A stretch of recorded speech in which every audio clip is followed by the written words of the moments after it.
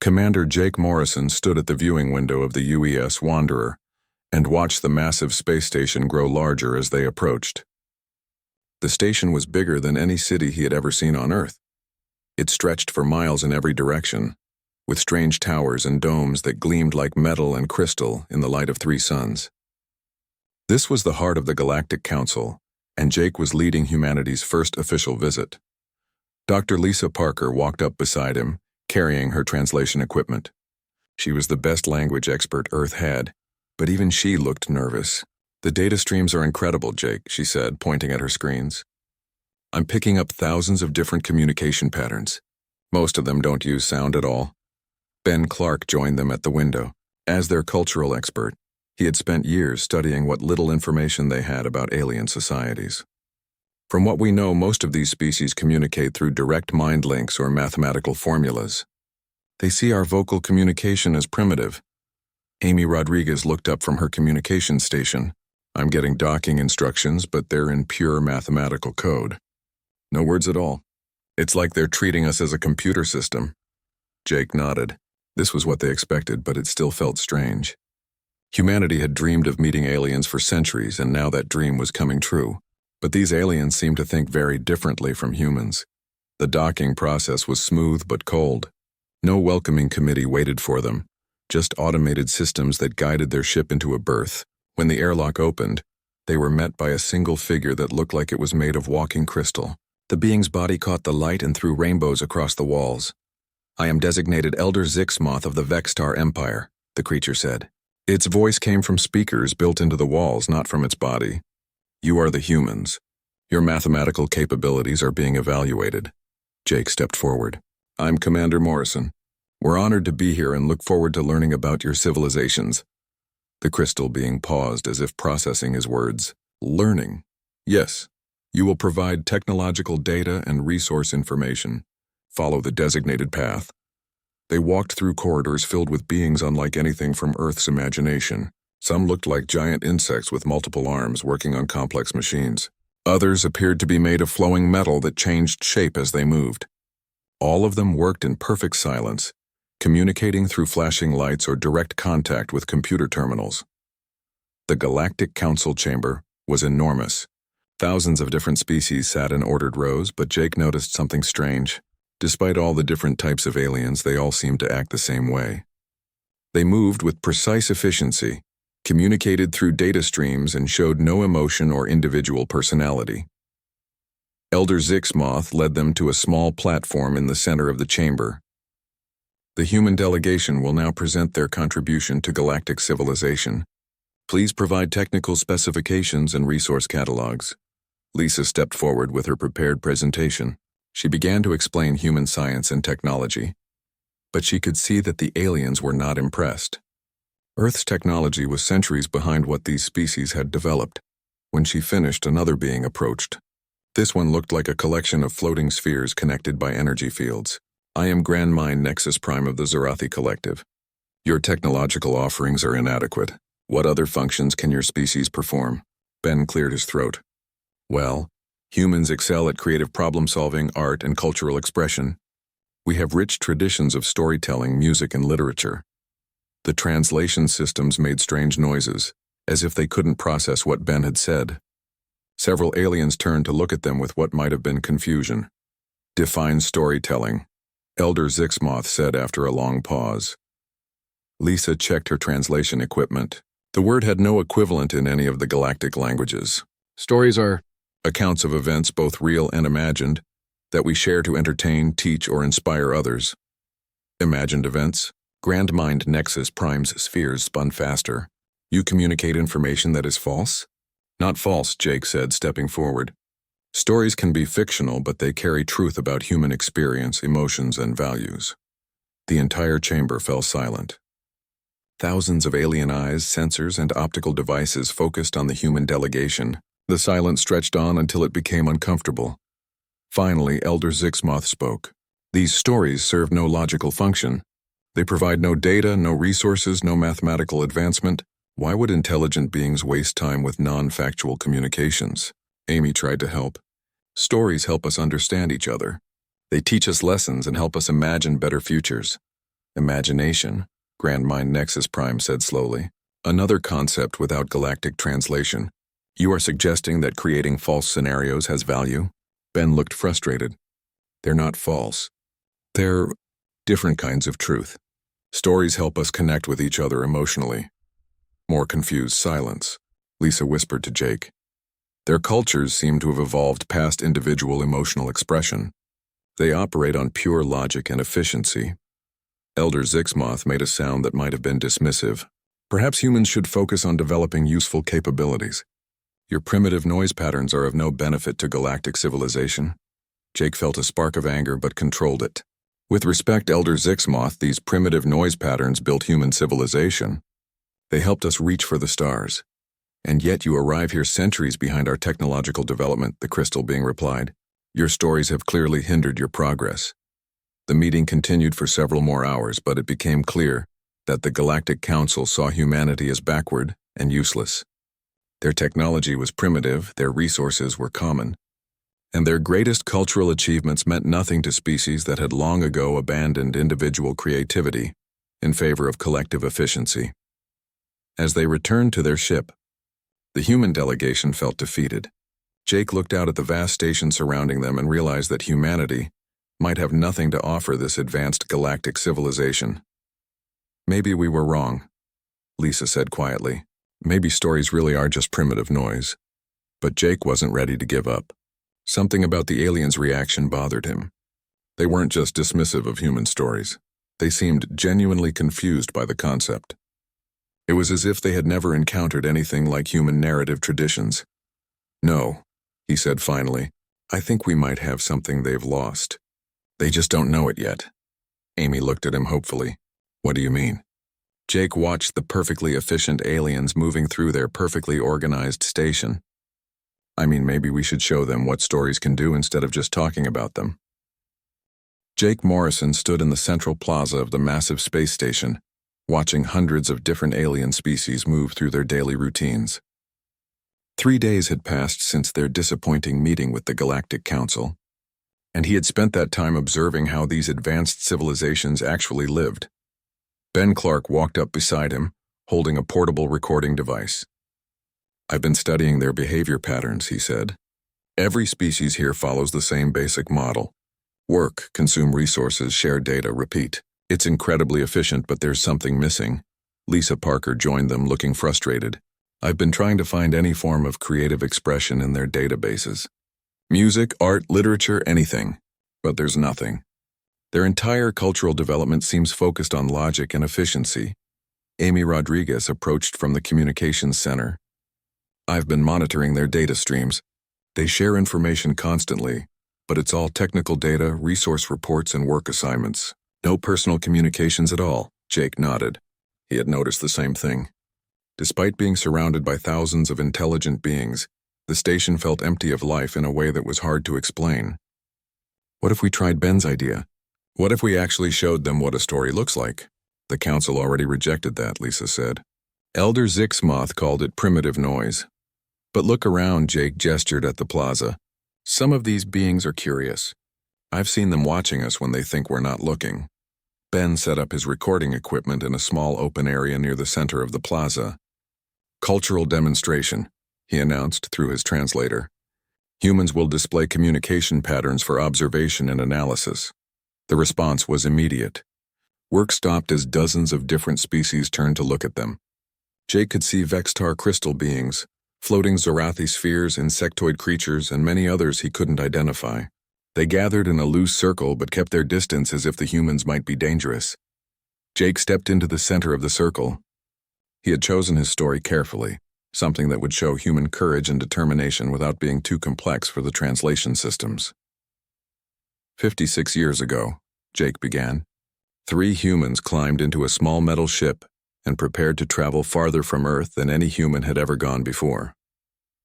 The translator system struggled with some of the words, but the basic meaning seemed to get through. The aliens watched with the same attention they might give to a technical report. The ship was called Apollo 11. Jake continued. The 3 humans were named Neil Armstrong, Buzz Aldrin, and Michael Collins. Their mission was to land on Earth's moon, a journey of 240,000 miles. a young Vextar being moved closer to the circle. Jake noticed that its crystal body was smaller and brighter than Elder Zixmoth's, suggesting it might be younger or lower in rank. The journey took 3 days, Jake said, warming to his story. During that time, the humans were farther from home than any member of their species had ever been. If something went wrong, no one could help them. They would die alone in the cold emptiness of space. Several Zorathi spheres had stopped their spinning and were focusing all their sensors on Jake. The translation systems began working more smoothly, as if they were adapting to the rhythm of his speech. When they reached the moon, Neil Armstrong and Buzz Aldrin climbed into an even smaller ship. They left Michael Collins alone in orbit and descended to the surface. As they landed, Neil Armstrong looked out at a world no human had ever seen up close. Gray dust, ancient craters, and the small blue dot of Earth hanging in the black sky. The crowd had grown larger. Beings that normally ignored each other were standing together, all focused on Jake's words. Even some of the station's maintenance robots had stopped their work to listen. Then Neil Armstrong opened the door of his ship and stepped onto the surface of the moon.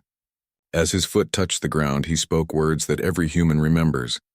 That's one small step for man, one giant leap for mankind. The translation systems paused, processing the meaning of Armstrong's famous words. When they finished, something unexpected happened. The young Vextar being Jake had noticed earlier stepped forward from the crowd. "Query," it said in a voice that sounded different from Elder Zixmoth's formal tone. "What occurred after the foot-ground contact event?"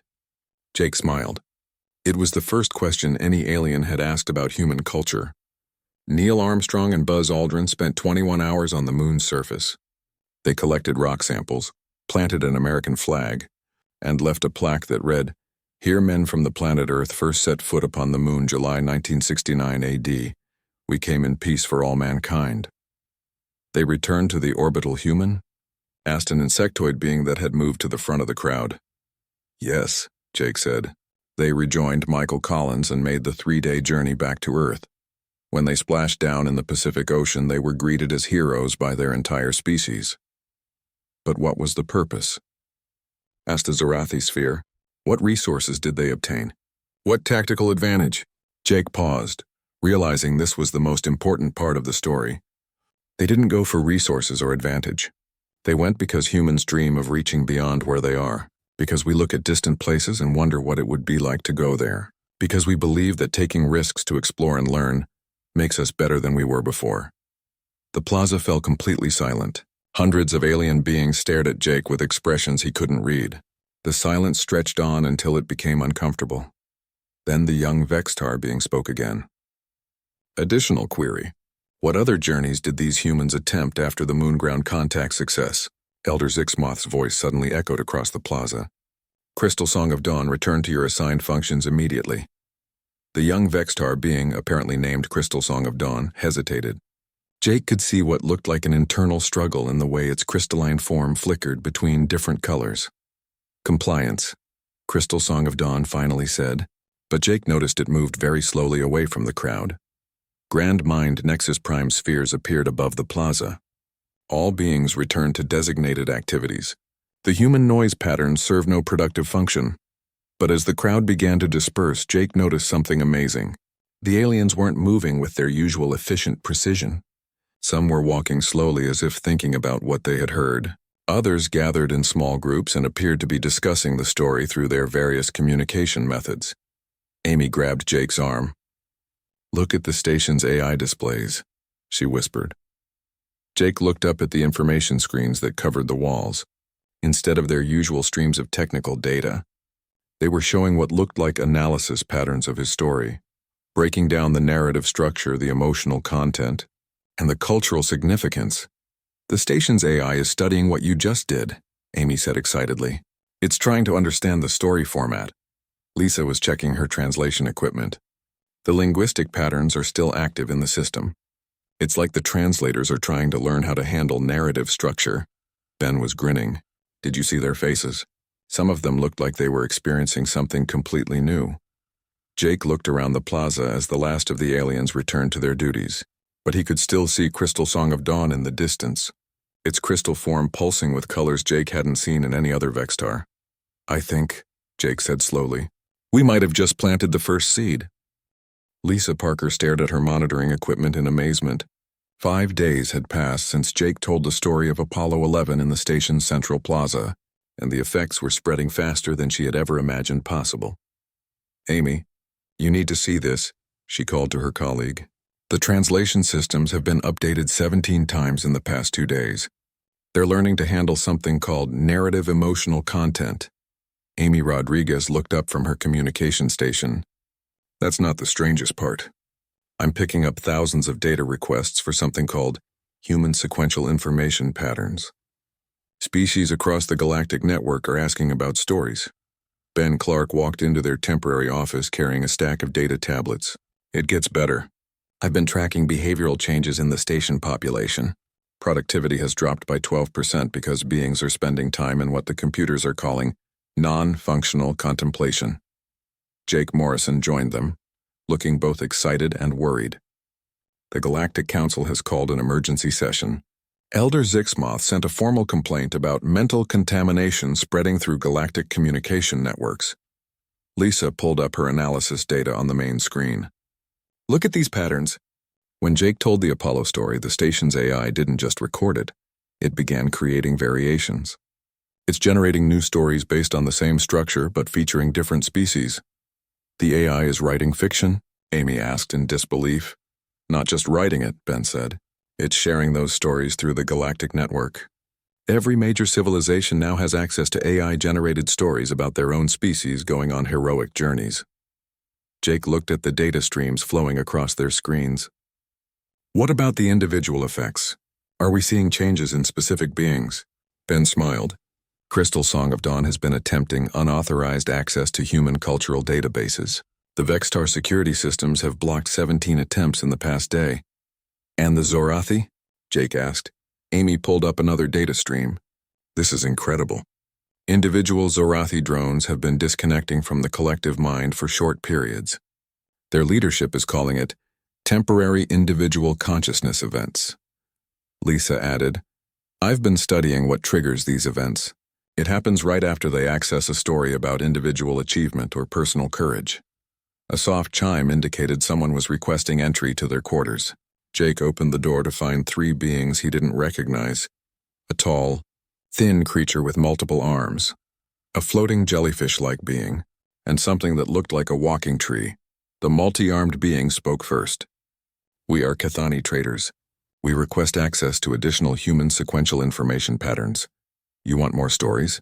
Ben asked. Affirmative. We have analyzed the Apollo narrative structure. It has created new conceptual frameworks in our processing systems. The jellyfish being pulsed with different colors. I am of the Aquari deep dwellers. My species has experienced similar cognitive modifications. We request stories of humans surviving in hostile environments. Jake looked at his team, then back at the aliens. What kind of changes are you experiencing? The tree-like being rustled its leaves. Before exposure to human narratives, Cathani traders operated on collective profit optimization. Individual desires were considered inefficient. And now, Lisa asked, individual Cathani are developing personal preferences for specific trade goods and routes. We are beginning to make choices based on satisfaction rather than pure efficiency. The Aquari being brightened. My species has lived in unified schools for millions of years. But after hearing stories of human individual achievement, some of us are exploring solitary activities. Amy leaned forward. What kinds of solitary activities? Creating art patterns in the water. Exploring new territories alone. Some individuals have even begun questioning whether group decisions are always optimal. Jake felt a thrill of excitement mixed with concern. Are your species leaders aware of these changes? The Cathani trader's multiple arms gestured in what might have been equivalent to a human shrug. Cathani leadership is attempting to classify human stories as dangerous trade goods, but the information has already spread through our commercial networks. The Aquari elders have declared stories to be a form of mental contamination, the jellyfish being added, but contamination is spreading faster than containment efforts. The tree-like being rustled again. My people, the Silvani, have begun creating our own versions of human narrative patterns. We tell stories of individual trees who grew beyond their forest boundaries. Ben grabbed his recording equipment. Would you be willing to share some of these new stories? For research purposes? Affirmative, the Cathani said. But we request additional human narratives in exchange, specifically stories about individuals who succeeded despite opposition from authority figures. Lisa and Amy exchanged glances. Jake made a decision. We can share more stories, but I want to understand the full scope of what's happening first. Over the next several hours, the three alien visitors shared their people's reactions to human storytelling. The effects were more widespread than the humans had realized. Across dozens of species, individuals were beginning to question collective decisions, explore personal interests, and imagine alternative futures. The Cathani trader told them about trading posts where beings gathered not to exchange goods, but to share stories they had heard or created. The Aquari described underwater colonies where individuals had begun exploring areas their schools had never visited. The Silvani spoke of forests where trees were growing in new patterns inspired by stories of human cities. But there is resistance, the Aquari being warned. The major empires view these changes as threats to established order. The Vextar Empire has increased surveillance of all beings who have accessed human narratives, the Cathani added. They are developing techniques to reverse what they call imagination contamination. The Silvani's leaves darkened. The Zorathi Collective is forcibly reconnecting drones who have experienced individual consciousness. Many have been subjected to memory alteration procedures. Jake felt a chill. They're punishing people for listening to stories? Affirmative. Elder Zixmoth has declared human narratives to be a form of psychological warfare, designed to destabilize galactic civilization. Amy looked worried. What about Crystal Song of Dawn? Is it in danger? The Cathani trader's arms drooped. Crystal Song of Dawn has been scheduled for personality restructuring. The Vextar claim its behavioral deviations pose a threat to crystalline social harmony. Lisa stood up quickly. We have to do something. What can we do? Ben asked. We're 4 humans on a station with millions of aliens. The major empires have all the power. Jake looked out at the vast station surrounding them. Somewhere out there, beings were being punished for the simple act of listening to human stories. But he also knew that the same stories were inspiring others to think in new ways. We keep telling stories, he said finally. If they want to call it psychological warfare, then we make sure it's the most effective warfare in galactic history. The alien visitors looked at each other, then back at Jake. You would continue despite the risks. Stories are what make us human, Jake said. If we stop telling them, we're not worthy of being called human anymore. The Cathani trader straightened its multiple arms. Then we will help spread these stories as far as possible before the empires can stop us. As the 3 aliens left their quarters, Jake turned to his team. I think we're about to find out whether stories really are powerful enough to change the galaxy. Jake Morrison woke to the sound of alarms echoing through the UES Wanderer. Emergency lights bathed the ship's corridors in red as he rushed to the bridge where his team was already gathered around the communication console. What's the situation? Jake asked, still pulling on his uniform. Amy Rodriguez looked up from her screens with worry in her eyes. The Galactic Council has issued something called a contamination protocol. All human cultural activities are now classified as Level 5 psychological warfare. Lisa Parker was monitoring translation feeds from across the station. It's worse than that. The Vextar Empire and Zorathi Collective have formed an alliance. They're calling it the Logical Preservation Pact. Ben Clark pulled up security footage on his tablet. Look at this. They're rounding up any being that has been exposed to human stories. Those Cathani traders who visited us yesterday, they're being held in detention cells. Jake watched the footage with growing anger. Alien beings were being marched through the corridors by Vextar guards while Zorathi drones scanned their minds for traces of narrative contamination. Where's Crystal Song of Dawn? Jake asked. Amy's face fell. Undergoing personality restructuring in the Vextar medical facility.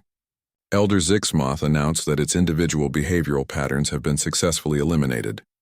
They lobotomized it for listening to a story, Lisa said quietly. The ship's communication system activated with an incoming message. Elder Zixmoth's crystalline form appeared on their main screen, accompanied by Grand Mind Nexus Prime's spinning spheres. Human delegation, Elder Zixmoth said in its coldly formal voice. Your presence on this station has been determined to be detrimental to galactic stability. You will remain confined to your vessel while the Galactic Council decides your fate. What about the beings who were listening to our stories? Jake demanded. They were just exercising their right to learn about human culture. Grand Mind Nexus Prime spheres pulsed with harsh light. Individual rights are an obsolete concept that leads to chaos and inefficiency. The Zorathi Collective has restored proper collective thinking to all contaminated drones. And the Vextar Empire has corrected the personality defects caused by exposure to human irrationality. Elder Zixmoth added, "The beings you corrupted are now functioning normally." Jake felt his hands clench into fists. "You mean you've destroyed what made them individuals?" "Individuality is a disease," Elder Zixmoth replied. "Your species has infected our civilization with dangerous concepts like personal choice and imagination. These concepts threaten the logical order that has brought peace to the galaxy for millions of years." "Peace through oppression isn't really peace," Ben said. "Your opinion is irrelevant," Grand Mind Nexus Prime responded. "The Logical Preservation Pact will eliminate all traces of human narrative contamination from galactic civilization. Your stories will be classified as prohibited weapons." The communication ended, leaving the human team staring at blank screens. Jake looked around at his colleagues and saw his own feelings reflected in their faces: anger, helplessness, and determination. "We can't let them win," Amy said. "There are beings out there who experienced something beautiful when they heard our stories. Now they're being punished for it." Lisa was studying her equipment readings. "The communication blackout isn't complete. I'm still picking up underground data streams. Some of the affected species are trying to maintain contact with each other." "What kind of contact?" Jake asked. "They're sharing stories," Ben said with amazement, looking at his cultural analysis data. "Even after the crackdowns, beings are secretly telling each other the stories they remember." Amy brought up a new display. "It's spreading beyond the station. I'm detecting similar narrative patterns in communication networks across dozens of star systems.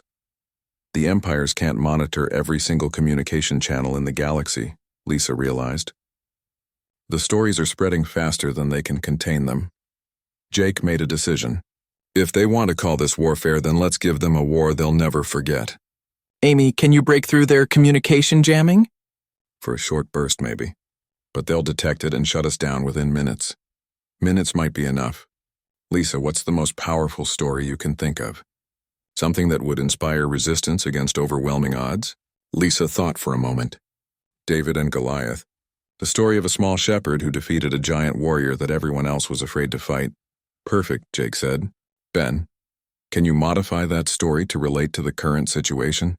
Make it about small beings standing up to powerful empires." Ben was already working. "Give me 10 minutes and I'll have something that every species in the galaxy can relate to." As Ben worked on adapting the ancient story, Amy prepared her equipment to break through the communication blackout. Lisa monitored the underground networks, tracking how far the resistance had spread. "Jake," Amy said quietly, "if we do this, there's no going back. The empires will see this as an act of war." "They already declared war on storytelling itself," Jake replied.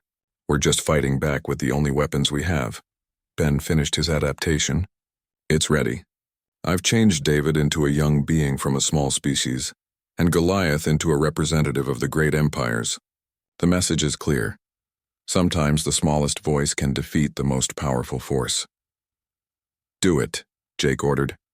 Amy activated her communication breakthrough.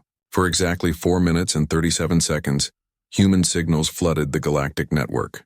Ben's story of the small being who defeated the giant empire reached millions of worlds before the authorities could shut them down. The effect was immediate. Across the galaxy, beings who had been quietly sharing human stories suddenly found their voices. The underground networks exploded with activity as species that had been silent for millennia began telling their own stories of resistance and courage. The Aquari Deep Dwellers are abandoning their collective schools, Amy reported excitedly. Individual Aquari are swimming to the surface for the first time in their species' history. Cathani traders are refusing to follow centralized trade commands, Lisa added. They're making individual decisions about what goods to carry and where to sell them. The Sylvany forests are growing in completely new patterns, Ben said. Individual trees are breaking away from the standard growth formations.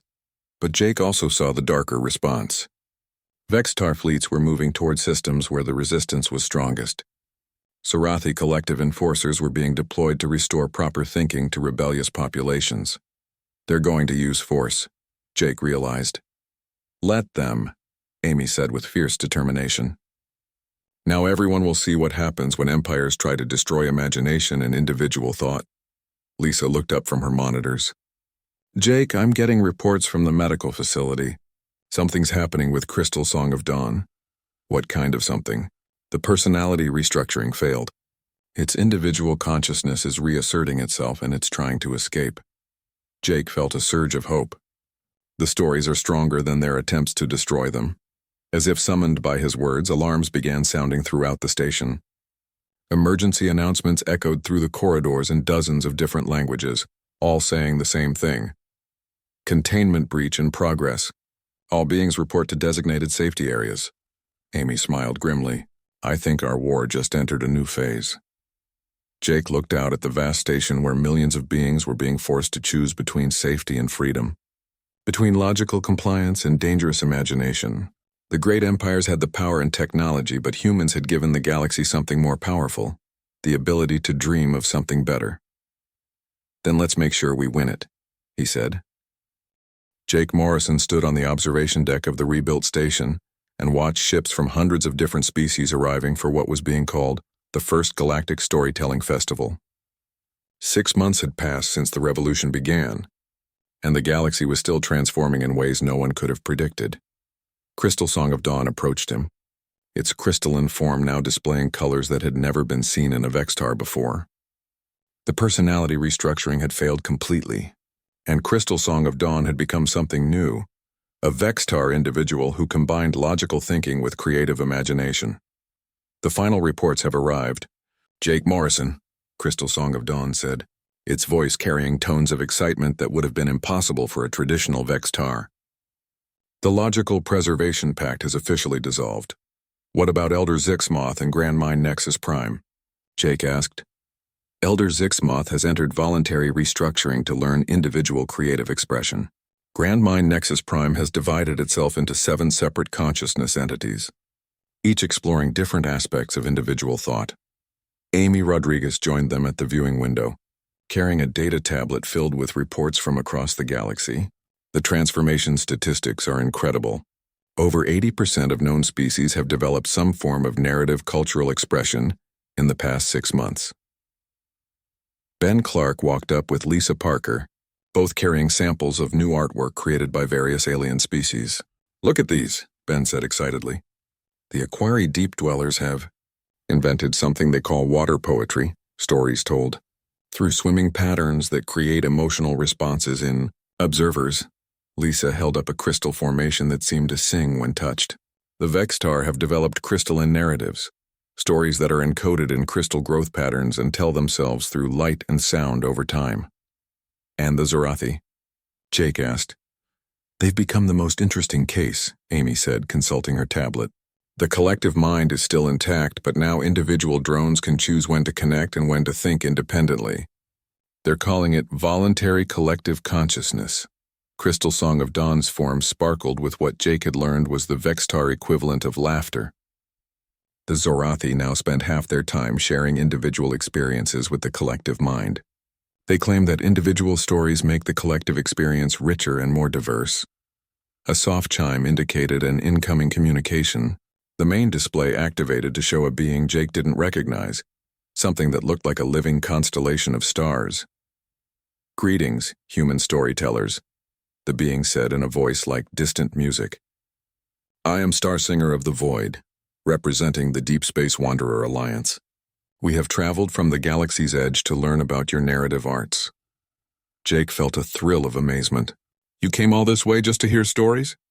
Your stories have reached even the most distant regions of the galaxy, Starsinger of the Void replied. Species that have never before communicated are now sharing narratives across the void. We wish to add our voices to this new galactic conversation. As the communication ended, Ben shook his head in wonder. Do you realize what's happening? For the first time in millions of years, the entire galaxy is talking to itself. Lisa brought up a galactic map on her display. Instead of the rigid territorial boundaries that had existed before, it now showed flowing networks of communication, connecting thousands of different worlds. The old empire structures are still there, but they're becoming less important. Species are connecting based on shared interests and stories rather than political alliances. What about Earth? Jake asked. How is humanity handling its new role in galactic society? Amy smiled. The Galactic Storytelling Academy that Lisa established has received applications from over 3,000 different species. Earth has become the center of the galaxy's first university dedicated to narrative arts, and the Cathani have established trade routes specifically for sharing stories, Ben added. They're calling them inspiration highways. Beings can travel from world to world, sharing and learning new forms of narrative expression. Crystal Song of Dawn moved closer to the viewing window.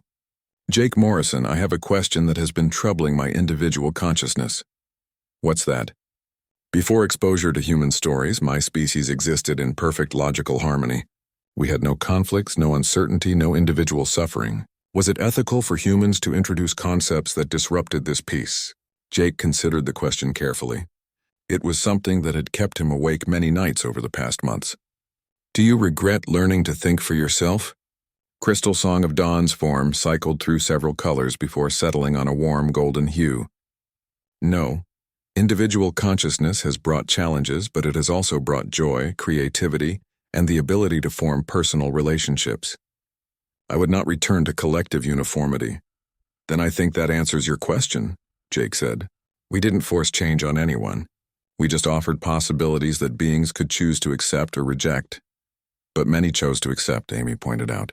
Even when their governments tried to stop them. Lisa looked thoughtful. I think that tells us something important about consciousness itself. The desire for individual expression, for creativity and imagination, might be fundamental to intelligent life. Maybe the old empires had suppressed something essential. A group of young beings from various species approached them. Aquari swimmers who had learned to create air bubble stories, Sylvani saplings who grew their branches in narrative patterns, and several small Vextar crystals that chimed in harmony to tell shared stories. Storyteller Jake, one of the young Aquari, said, Will you tell us the story of how humans first learned to dream? Jake looked around at the expectant faces of these young aliens, each representing a species that had rediscovered the power of imagination through human stories. I don't know if that story exists, he said. Then create it, suggested a young Vextar crystal. Is that not what storytellers do? Jake laughed and settled down on the deck as the young beings gathered around him. Crystal Song of Dawn joined the circle, along with his human colleagues. Through the viewing window, he could see ships arriving from distant worlds, bringing more beings who had traveled across the galaxy to share in this new form of communication.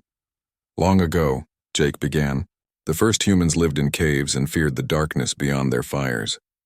But one night, a young human looked up at the stars and wondered what it would be like to travel to those distant lights.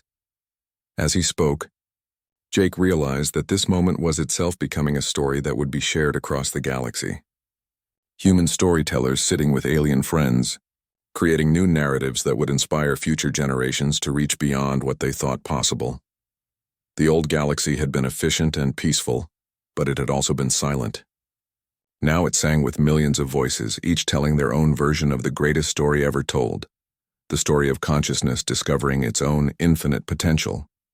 And that, Jake concluded, looking around at his diverse audience, is how dreams were born, from the simple act of looking up at the stars and asking, what if? The young beings dispersed to share the new story with their own species, carrying another piece of human imagination into the ever-expanding web of galactic narrative. Jake stood and rejoined his colleagues at the viewing window. Do you think we did the right thing? Amy asked quietly. Jake watched a Zarathi vessel dock alongside a Cathani trader, both crews eager to share the stories they had collected on their journeys. Look around, he said. The galaxy is more alive than it's been in millions of years. Beings who never spoke to each other are now friends. Species that were trapped in rigid thinking are exploring new possibilities. And it all started with one story about walking on the moon. Ben marveled. Lisa smiled. Maybe that's the most human thing of all. The belief that a single story can change everything. As the stars wheeled overhead and ships continued to arrive from across the galaxy, Jake Morrison knew that humanity had found its place in the cosmic community. Not as conquerors or traders or warriors, but as the species that remembered how to dream and taught the galaxy to dream along with them.